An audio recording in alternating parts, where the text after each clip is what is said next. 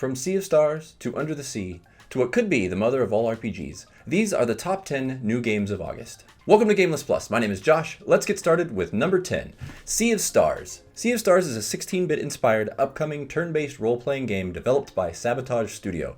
It's a prequel to the 2018 game The Messenger. It features a turn-based combat system with a timing mechanic, which is something I used to love in the classics. It allows you to increase your damage by pressing the action button just at the right moment. It gives a sense of urgency to the turn-based combat.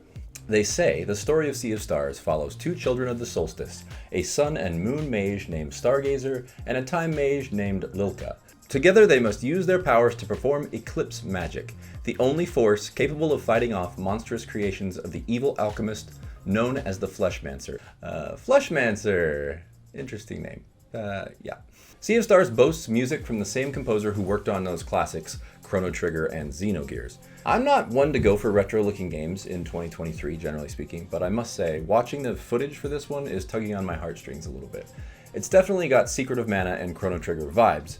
And you know, as memorable as those games are, there was a sort of drabness to the color in those games. This game, Sea of Stars, has a very vivid and saturated color palette and a nice level of polish with its lighting effects.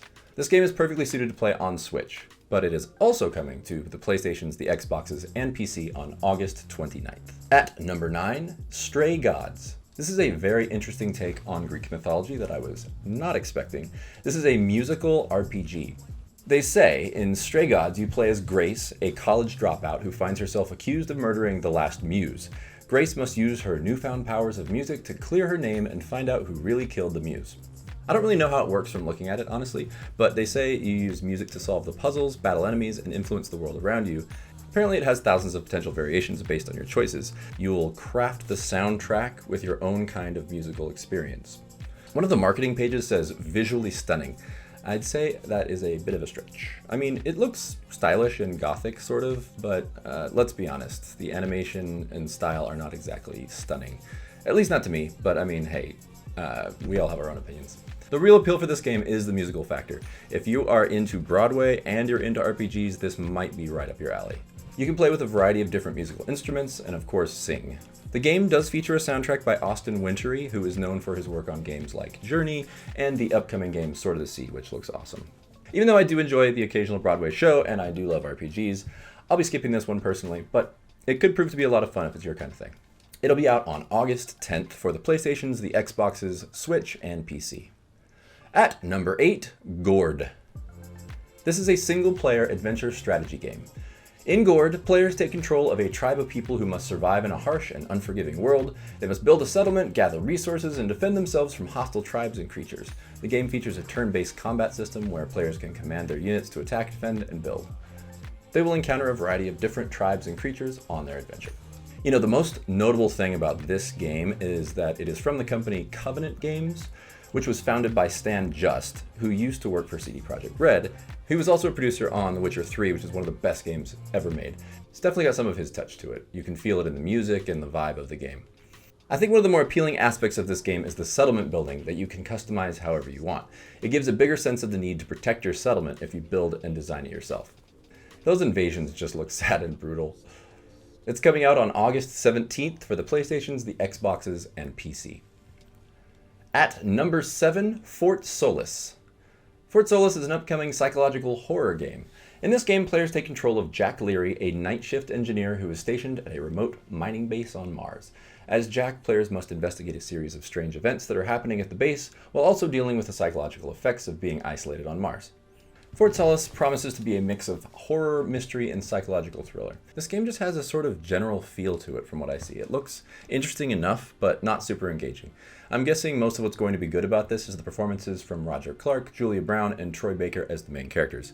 From the trailer, it looks like the gameplay consists of mostly quick-time events and minor exploration. I wish that this trailer gave a better idea of what the story is actually about, because I feel like that might be a big redeeming quality. I'm not going to judge it too harshly. It's only a 4-hour game, so it's like a long movie that you interact with, but I just wish there was more of a teaser to give us an idea of what it's about. It's coming out on August 22nd for PS5, Xbox Series X and S, and PC. And at number 6, Shadow Gambit, The Cursed Crew. Shadow Gambit, The Cursed Crew is an upcoming real-time tactics video game. In Shadow Gambit, the Cursed Crew, players take control of Afia, a cursed pirate who must assemble a crew of her own to steal the legendary Black Pearls and break the curse that binds her. Honestly, this game took me by surprise. I had no idea it was coming. I thoroughly enjoy tactical gameplay like this. It's more action than turn-based tactical gameplay with a stealthy, sneaking element to it. It seems like a win-win to me. The graphics, atmosphere, and the character that it seems to portray all point to it being quite an entertaining little game. Who doesn't like pirates? I am definitely getting some Pirates of the Caribbean vibes from this one. Shadow Gambit: The Cursed Crew comes out on August 17th for PS5, Xbox Series X and S, and PC. Next at number 5, Atlus Fallen. They say that Atlus Fallen is a spectacular open-world action RPG that has epic fantasy action where you battle legendary creatures in super-powered combat with breathtaking environments. Is this marketing overkill, or is it just me? In the game, you wear a gauntlet that is a magical artifact that grants abilities and shape-shifting weapons that adapt to your playstyle. There are 151 essence stones that give you different attacks and effects so you can customize your character. Players will be able to explore the world by foot, by air, or by sea. I'm just going to be honest here. As beautiful as this game looks, there's a certain generic feel to it. Where's the main character? I mean, don't get me wrong, it doesn't look like it's a bad game. It just feels a bit rehashed in my mind. A game it immediately reminded me of is Immortals Phoenix Rising, which is a Breath of the Wild clone type game from Ubisoft that is actually pretty darn good. And it has so much character.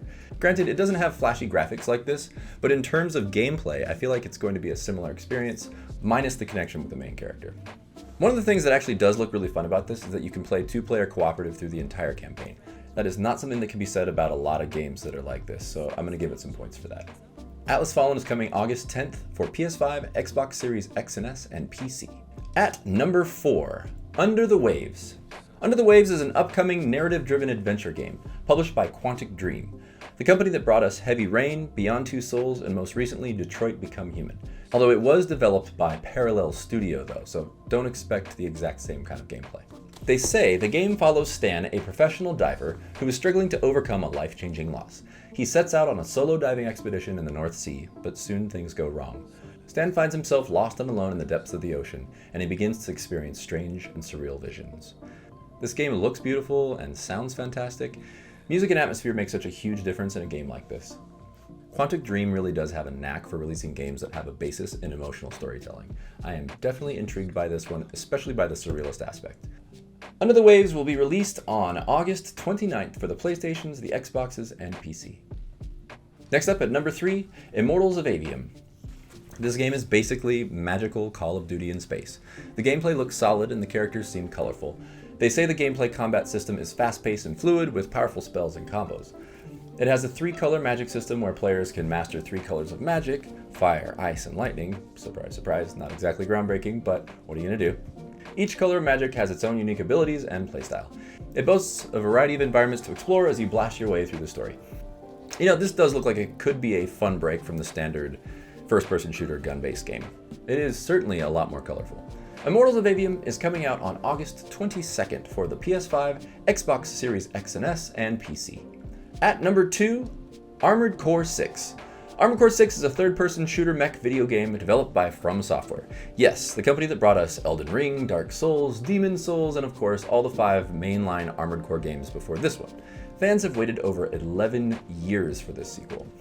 They say it has a variety of new features, including a new customization system that allows players to create their own armored cores from the ground up, a new combat system that emphasizes mobility and agility, and a new story that is set in a dark and gritty future. This game, of course, is reminiscent of things like Mobile Suit Gundam, Xenogears, or any of those other mech combat type games. I think non-gamers, when they think of gamers playing a game, this is exactly what they see in their head. Guns, metal, explosions, robots. Though it is not my cup of tea generally, I wouldn't mind picking it up to try it out. This long-awaited title is coming out on August 25th for the PlayStations, the Xboxes, and PC. And finally, at number 1, Baldur's Gate 3. From the creators of Divinity Original Sin 2 comes the next-generation RPG set in the Forgotten Realms. This is the mother of all RPGs, based on the most current Dungeons & Dragons play rules. I just did an entire video about this monster of a game that you should definitely check out.